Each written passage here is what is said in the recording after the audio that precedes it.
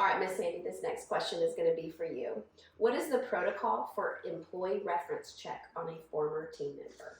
We're going to want these requests in writing. And so again, it's asking them to put that request in writing, giving them the email address for the restaurant, and that someone will respond to them within 24 or 48 hours. On this situation as well, Katrina is the point of contact. If anything escalates or if you just need to partner up with someone, Katrina's going to be that first point of contact. And yes, so no information over the phone.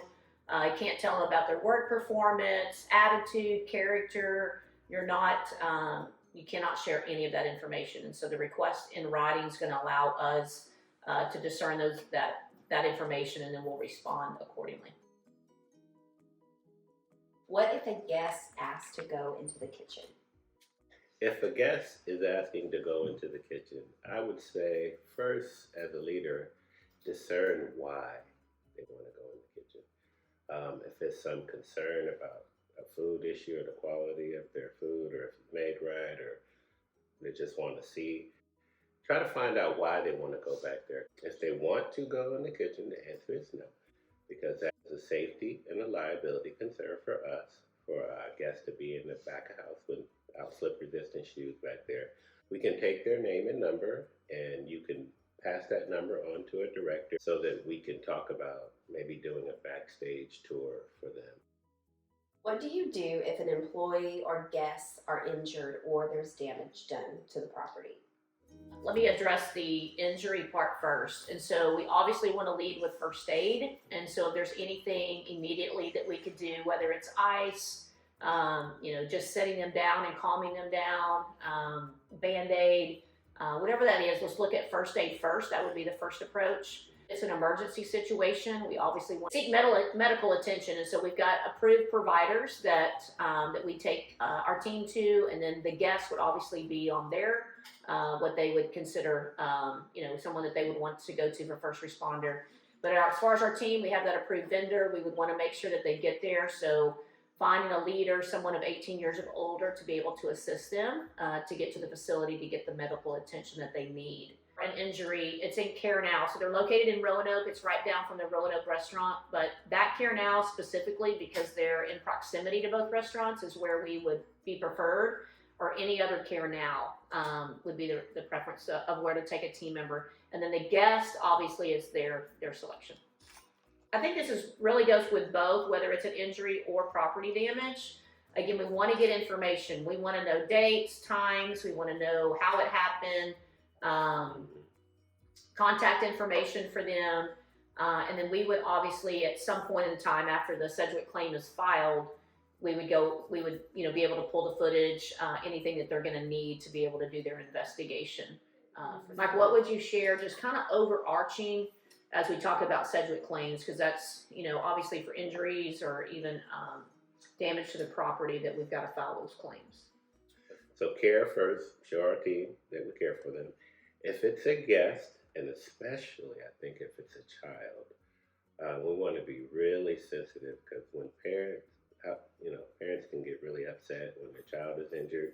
Sometimes they might have been injured by another child in the playground. It could be parents weren't supervising their kids. There's a lot of sensitive things that can happen with there. So when you approach any of those situations, give them time to maybe calm down, get settled a little bit, to make sure their child is okay, and then get as many details as you can. We're notifying them, so if any other things come, if this comes back full circle, or if there is a claim, or if we have to take care of medical treatment for somebody, we want to make sure we have everything documented, put in the Sedgwick claim, and whenever we file a Sedgwick claim, we need to notify Sandy, the operator, that we filed the Sedgwick claim, so she's aware, because that's going to go right directly to her, and so she's not caught off guard, and she knows what kind of physical harm or injuries or damage to property or anything that's going on in the restaurant. She won't be caught off guard. What do you do if a guest tells you they got sick from eating at our restaurant? First thing we want to do if a guest calls is always show empathy.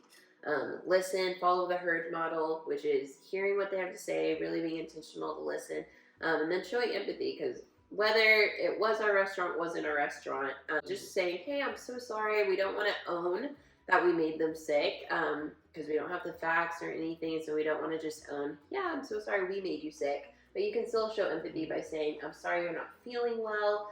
You know, I'm sorry that you're having to experience this. No one likes to be sick. Again, demonstrating our restaurant's commitment to food safety. And so we have a lot of policies and protocols in place, a really high standard to protect our food safety and make sure that we serve product that's safe to eat. And so just reassuring them of that. In the office, at both restaurants, there's a little binder for critical situations, emergency situations, different scenarios that happen as a leader. And so in that binder, the scenario's in there and it lays out the steps, just step by step by step, exactly what you do, exactly what you say. And so referring to that is going to be crucial. And so anytime you get that phone call, again, listen, empathize, gather information. What's your name? What's your phone number? When did you eat here last? Okay, do you have that order number? Any information you can gather, and then let them know, thank you so much for calling. Again, so sorry you're feeling sick. We'll have someone reach out to you in the next 24 to 48 hours.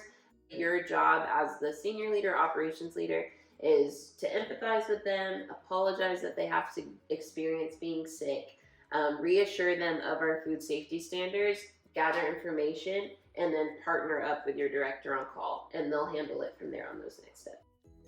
What do you do if